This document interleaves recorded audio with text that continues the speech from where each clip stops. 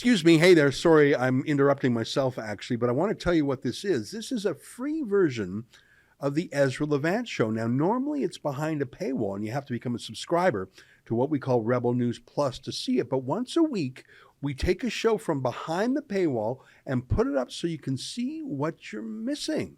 Now, I hope you enjoy this show enough to become a subscriber. Go to rebelnewsplus.com. $8 a month, which is about half the price of Netflix. You get my show every weekday, plus 4 other weekly shows from other Rebels. Enjoy the show, and if you like it a lot, why not subscribe? Okay, back to the show.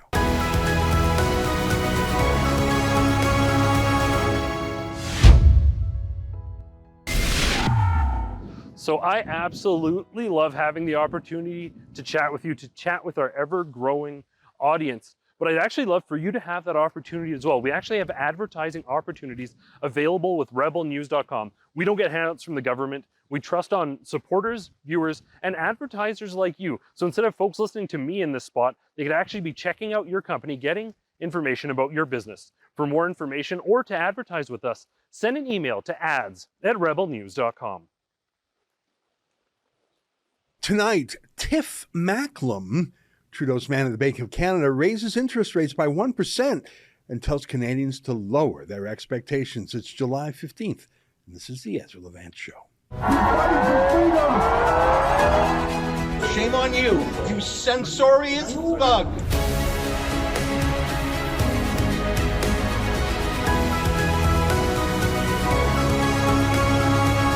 You'll own nothing and you'll be happy. That's what Trudeau's World Economic Forum says. And Trudeau is a World Economic Forum man. He loves going over there to feel important.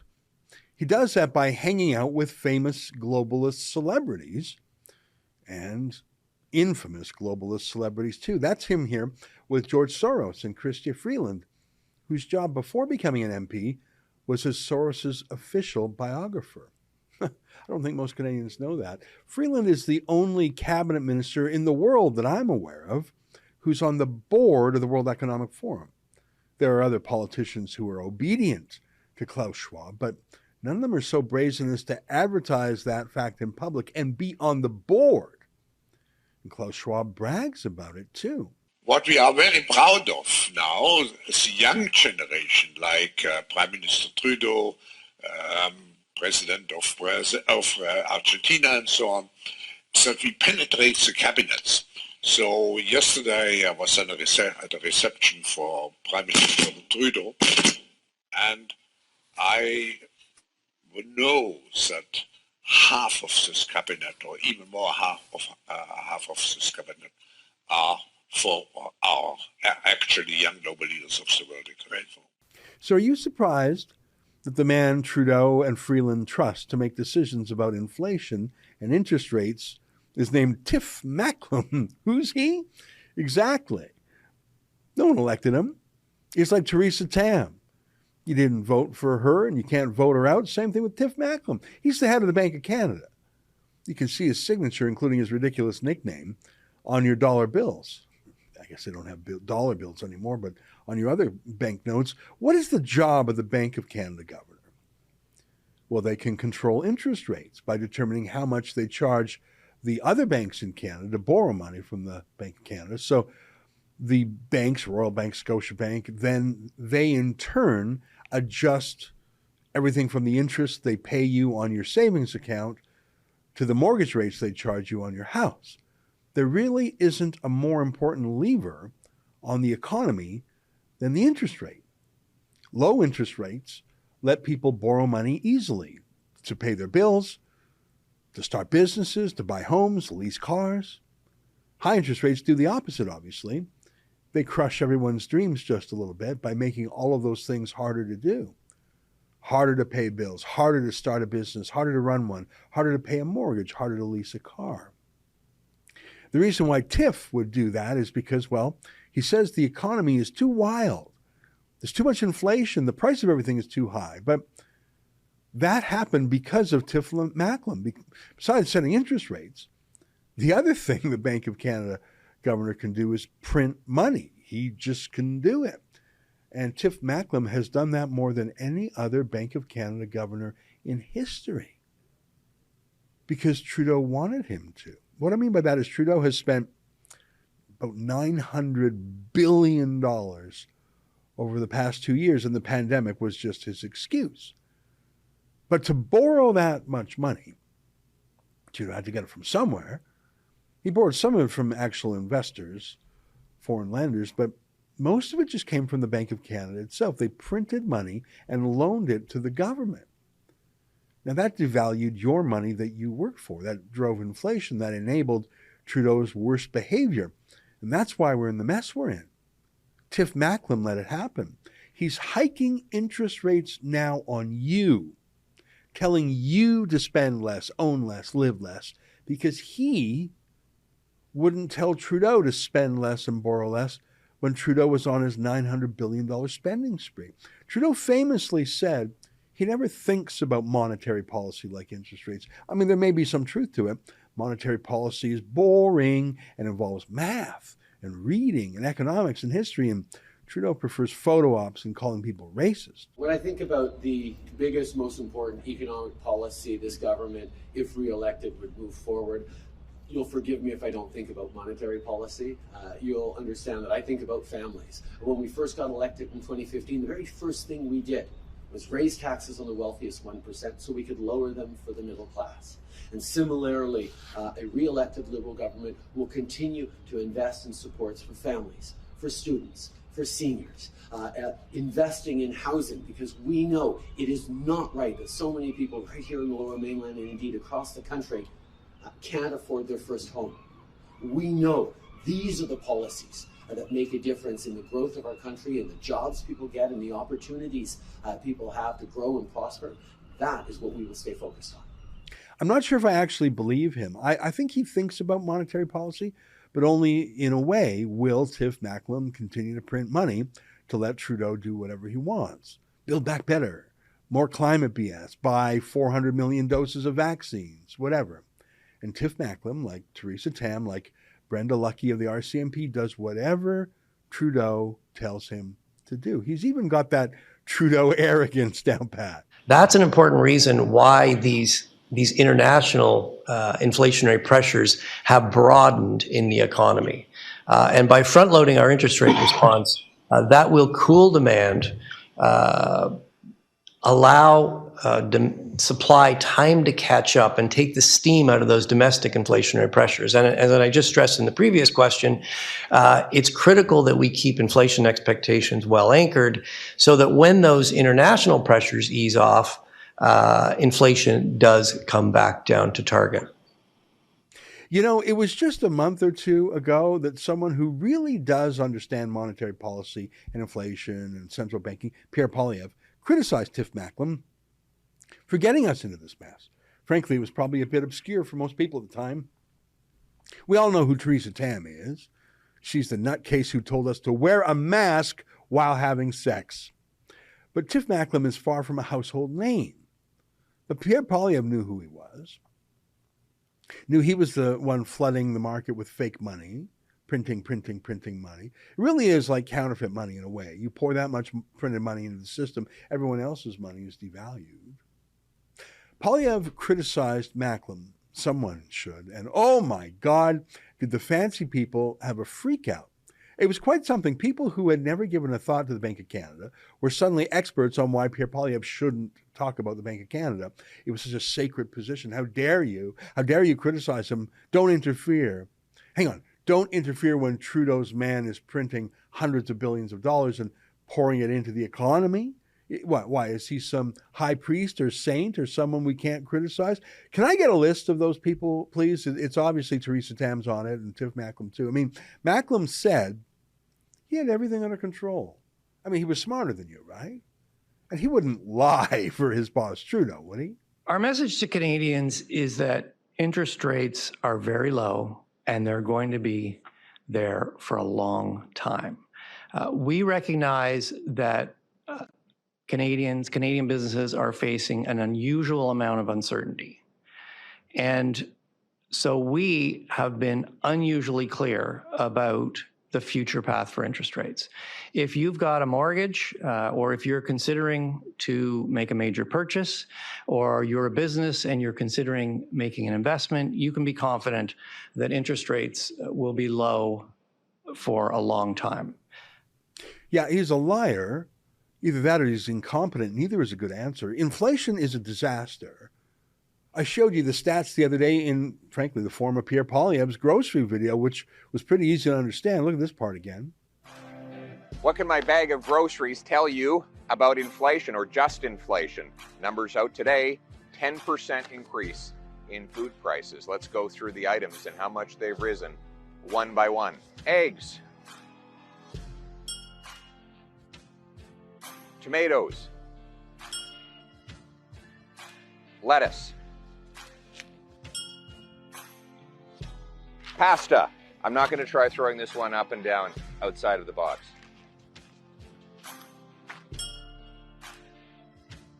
Ground beef. 10% food price inflation in 1 year alone. Oh, well, too bad. So sad. Tiff Macklem is here to tell you that you'll own nothing and you'll be happy. When you look around the world, it's clear that the age of globalization has certainly stalled and possibly is moving into reverse. That globalization put a lot of downward pressure on global goods prices. If that goes away, we won't get as much downward pressure from global goods prices going forward. There are other factors. Clearly, we have to deal with climate change. That could add costs. We have an aging labor force. Labor markets could become tighter. These things are relatively slow moving, and we will see. But the one thing I would stress right now is we have some ability to influence what that future looks like. And the best thing we could do today to make that future better would be to keep inflation expectations well anchored on the target. Because we know that if inflation expectations become unmoored, the economy is not going to work as well, and it's going to be harder to get inflation back down to target. And that's really reflected in the step we took today, increasing interest rates by 100 basis points and front-loading our response. An important reason for that is to assure Canadians that we are going to bring inflation back to target, and they can be confident in price stability. The funny thing is, when Poilievre first started criticizing Tiff a few months ago, even though the entire elite circles the wagon for him, Tiff Macklem himself admitted that, yeah, he sort of screwed up and he ought to be held accountable. Of course, he didn't actually mean it. He didn't resign. He didn't apologize to the Canadian people. He didn't lay out in plain language what he did wrong and why he did it wrong. That would have involved criticizing Trudeau's profligacy. That would have amounted to a victory for the evil Pierre Poilievre. So he just said, oh, yeah, I ought to be held accountable. But, of course, that mere utterance was the only accountability he ever faced. Just like when Trudeau was convicted again and again and again, 3 times again and again, 5 times, of the Conflict of Interest Act, just nothing. That's the Canada we live in now. So yeah, we're in this mess, but you'd better get used to it. It's on you, Canadian citizens. Hey, look at this exchange 2 years ago. How much of an interest rate hike could the average Canadian household sustain before they would be unable to pay their mortgages or other credit market debt that they hold? I want to stress that our focus is on supporting the recovery. The Bank of Canada has lowered interest rates to the effective lower bound of 25 basis points. We have embarked on a strategy of large-scale asset purchases, and that has a dual purpose, partly to restore. One purpose is to restore good functioning in our debt markets. The other purpose is to lower interest rates out the yield curve. Sorry, and we're very. So go ahead. For now, and for the foreseeable future, we're focused on providing the monetary stimulus and delivering low interest rates to support the recovery. And How many that is households? lowering the debt service costs that households face, and companies and governments. How many households would become insolvent with a 2 percentage point increase in interest rates? Are extremely hypothetical. We have no intention of raising interest rates in the current circumstance. Of course not. That's why I'm not asking about the current circumstance. I'm asking about the medium-term circumstance, sir. You've admitted that if inflation rises unexpectedly, that you would raise interest rates. Those were your words. You said that. And we need to, as Canadian parliamentarians, to know what that would do to households. How many would become insolvent if you had a 2% increase in interest rates? The biggest risk to Canadians coming insolvent is not having a job. Right. The biggest risk to Canadians not being able to repay their mortgage is not having a job.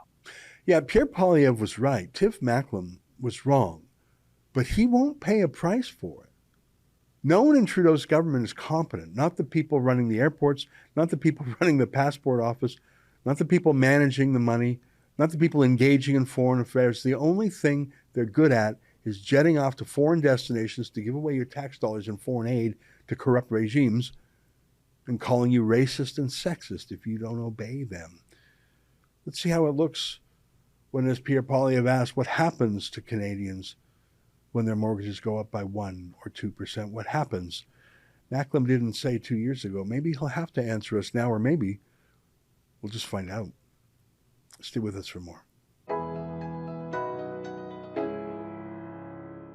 Hey folks, check out the newest arrival to the Rebel News store. Yes, F is for Fidel and F is for father. I mean, could it be? Yes, half this photo, the colored half, is Justin Trudeau. The black and white half is a young Fidel Castro. Wait now, or is it vice versa? It's so confusing. I'm a huge Forensic Files fan. Wouldn't it be great if we could have piece of Justin's DNA and a piece of Fidel's DNA and put the rumor to bed once and for all? But in the meantime, we'll just have to walk around wearing this shirt, hinting at a great Canadian conspiracy. Or is it? In any event, if you want to get this shirt, folks, go to the Rebel News store and check this out. Type in our new discount code, that's SUMMER, SUMMER, and if you buy 2 unisex t-shirts, you get an additional one for free. What a deal.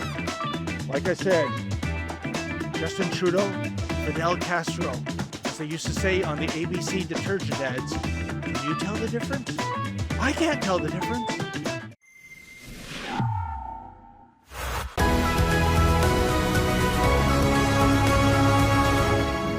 I'm Joe Manchin. I approve this ad because I'll always defend West Virginia. As your senator, I'll protect our Second Amendment rights. That's why the NRA endorsed me. I'll take on Washington and this administration to get the federal government off of our backs and out of our pockets. I'll cut federal spending, and I'll repeal the bad parts of Obamacare. I sued EPA, and I'll take dead aim at the cap and trade bill because it's bad for West Virginia. Well, that man is Senator Joe Manchin. He was running for the U.S. Senate then as a Democrat. Imagine that. You're using a gun to shoot at a piece of climate legislation, and you're a Democrat. Well, of course, because that's West Virginia. It's a very conservative state, one of the Trumpiest states, as it turned out. It's also a state with a lot of fossil fuels, including coal. If you want to be a Manhattan liberal, help yourself, but you're not going to get elected in West Virginia. Joe Manchin did. And he really is a Democrat, but he doesn't go crazy on things like climate because he knows, unlike, say, Alexandria Ocasio-Cortez, that energy doesn't come just from a plug in the wall. It comes from coal or oil or nuclear power, and in very rare cases, solar or wind. So that grown-up, Joe Manchin, the grown-up, has been putting a pair of skeptical eyes on Joe Biden's Build Back Better insanity, including his massive plans for global warming expenditures. And yesterday he decided he wasn't having any of it. And joining us now to talk about Joe Manchin and what he did to Joe Biden's climate plans is our friend Marc Morano, the boss of ClimateDepot.com, and a man who himself used to work on Capitol Hill. Marc, great to see you again. I like Joe Manchin. I think he's a better conservative than many Republicans are. Tell our viewers what he did exactly, because it's a tied Senate, right? It's 50-50. Yeah. And so one Democrat is all it takes to unravel the president's plans. What did Joe Manchin do? Well, Joe Manchin has, first of all, just been stringing along the Biden administration for the last year and a half when it comes to the signature legislation, the Build Back Better plan of Joe Biden, and this, the climate splurge plan. It's $2 trillion. And according to the New York Times today, Ezra, he has pulled the plug. He's not going to support it. That Biden administration was throwing everything at Manchin. They were offering all sorts of legislative things, all sorts of fossil fuel subsidies, favors, anything they could do, but he just didn't have it. He knew whatever he agreed to was not going to be in the interest of, as you said, one of the most Trumpian states in the Union, West Virginia. And so he pulled the plug on this. Now, what's funny about this is the New York Times quotes a professor from the University of California, Santa Barbara, who said she literally sobbed when she heard the news. And she declared Senator Manchin is condemning the children of America because of the climate catastrophe. Now, here's how crazy having one Democrat off the reservation makes climate activists. Bill McKibben, the climate activist, good friend of Al Gore, last October warned that Senator Joe Manchin was going to alter the Earth's geologic record by not supporting President Biden and his climate plan. Wow. And that's not all. The Rolling Stone magazine said Senator Manchin just, quote, cooked the planet. That was their actual headline. So they actually believe he's endowed with powers and abilities far beyond those of mortal men. He's wearing a cape. This is how powerful. And this just goes to tell you, this is why they want 100% consensus. This is why they allow no dissent, because they know one dissenter brings down their house of cards. It does mathematically in a 50-50 Senate, but it also does in terms of conformity. And we talk a lot on this show about the Ash conformity test, which was an experiment done about 50 years ago. And it showed that as long as there's one other skeptic in the room, one other dissenter, that gives courage to other people to say, yeah, I don't like to go along with this. It's only when there's unanimity do people say, well, I better not speak out. Maybe everyone's right. I don't want to make waves. So Joe Manchin gives courage to other Democrats who might be more moderate, might be less radical, might be from a state that it's not in that state's interest to shut down fossil fuels. He really is a grown-up, and the emotional reaction to him by these professors and activists, I think it proves his point. And thinking he has these supernatural powers to, change the Earth's orbit or whatever, I think just proves how unscientific and kooky they were. But it's not just radical activists and professors. Marc, I want to show you some tweets that his fellow senators said. I want to start one from Sheldon Whitehouse. That's the name of a senator. It's sort of funny that he's named Whitehouse. He says, he's from Rhode Island. He says, with legislative climate options now closed, it's now time for executive beast mode. That's pretty butch. I don't even really know what that means, but he's clearly talking about Joe Biden wrecking any chance to pass a bill, right? Yes, an executive beast mode was, if you go back, when President Obama, the Democrat, was our president, he failed spectacularly getting a climate bill through Congress. And they had a supermajority in the House and the Senate. Yeah. They barely got it through the House. And it took multiple votes, and they had to bribe members. And then it gets to the Senate. It doesn't even get submitted for a vote because Democrats, led by Al Franken of Minnesota, the liberals' favorite liberal, refused to support it. Yeah. So what Obama did was the Chinification. He went into full executive beast mode. We had all the executive orders, the EPA endangerment finding, regulating carbon dioxide as a pollutant. And this is what they did through the administrative state. Now, Trump came in, erased it. Biden comes back, and they go on steroids, everything Obama did. So I don't know what Senator Whitehouse is talking about, because Biden has been on executive beast mode with ESG, with the Treasury Department defunding fossil fuel projects, with every agency, a cabinet agency, with his executive orders. Yeah. And by the way, when you have the lowest popularity really in memory for a president who's clearly losing his cognitive abilities, who is presiding over inflation and disasters in foreign policy, executive beast mode, I don't think it's helping the Democrats in the lead up to the midterms. I want to show one other set of tweets. This is by another colleague of Joe Manchin. Martin Heinrich says, "We have an opportunity to address the climate crisis right now. Senator Manchin's refusal to act is infuriating. It makes me question why he's chair of the ENR, I think that stands for Energy and Natural Resources Committee, and this is the moment to meet the challenges that we will be judged by our children, grandchildren, and future generations. We can't wait any longer." So that first tweet about why does Joe Manchin get to chair the Energy Committee, well, I have an answer to that because he is from an energy state.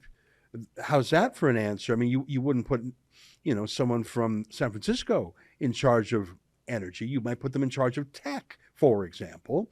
But it's almost like they're talking about punishing him. We've seen that sort of, like if the bribes don't work, maybe they're going to the threats. But that Joe Manchin, I don't think he's easily wobbled, because whatever he hears in Washington, he just goes back to West Virginia and he says, nope, I'm pretty sure I'm taking the pulse of my state. I don't know. I'm a fan, as you can tell, Mark.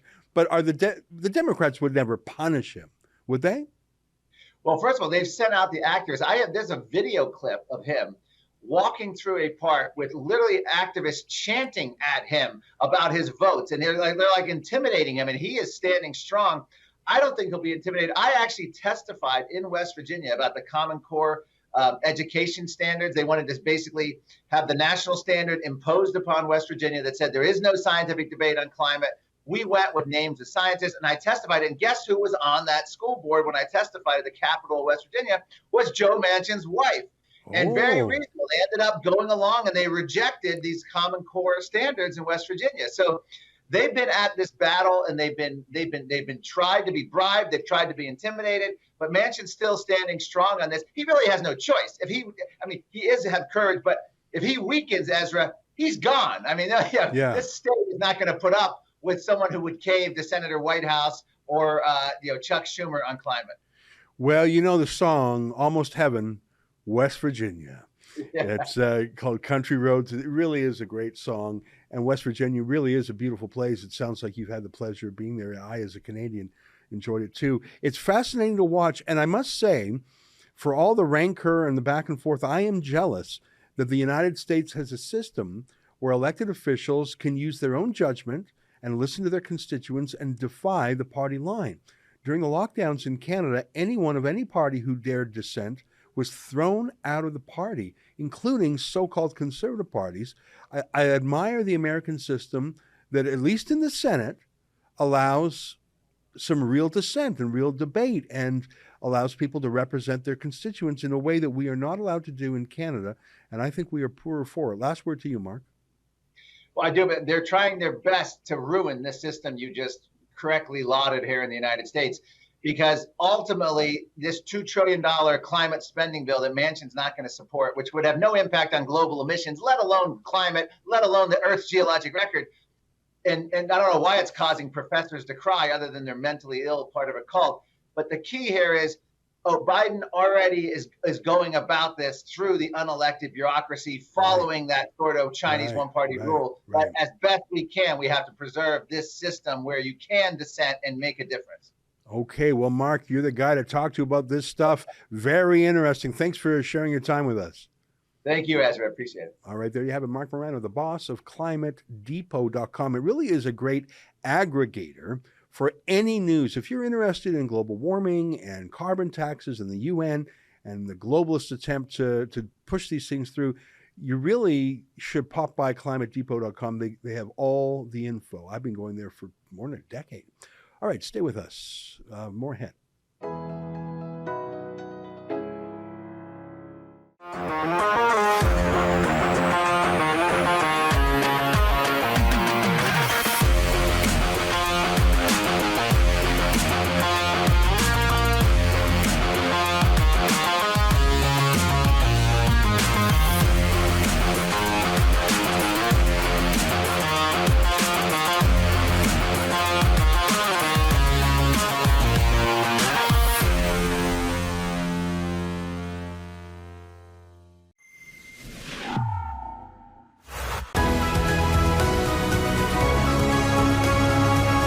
I was thinking more about the monologue today about Tiff Macklem and just that name. That's his nickname. Obviously, no mother would saddle a child with the name Tiff. It's like that old Johnny Cash song, A Boy Named Sue. Tiff made a lot of mistakes. I think really one important mistake, which is he let Trudeau spend like a maniac. He just printed the money to make that happen. That drove inflation. And now Tiff is punishing ordinary Canadians and telling them they'll have to suck it up. But what was so interesting about that whole thing is how the entire establishment class ran to Tiff's defense a few months ago when Pierre Poilievre started criticizing him. Pierre Poilievre was right. Not only did Tiff Macklem admit that in the time, but we see the disaster he's just rolled out for Canadian families this week. The fact that the entire establishment stood by the Bank of Canada, about which they knew little, just because they didn't like the grassroots populist conservative Pierre Poilievre, tells you everything you need to know about every establishment person in this country, whether it's in the media or politics. Their instinct to circle the wagon, they don't know Tiff Macklem. They're not in the same yacht club as him. They just know he's one of them. He's an insider. He's making how many hundreds of thousands of dollars a year to look really smart, but really he's clueless. Like Theresa Tam, who's making close to $500,000 a year now. You're in on the in team. You defend others on the in team against an outsider. It's a simple rule. Poilievre uses the phrase gatekeepers. That's not a bad phrase, but it really is the insiders versus the outsiders. And I think the insiders are going to love the next couple of years, but for millions of Canadians, I think it's going to be a disaster. We'll see. I don't mean to be so pessimistic, but a lot of people will not be able to afford a 1% jump in their mortgage. I think we are in for difficult days. That's our show for today.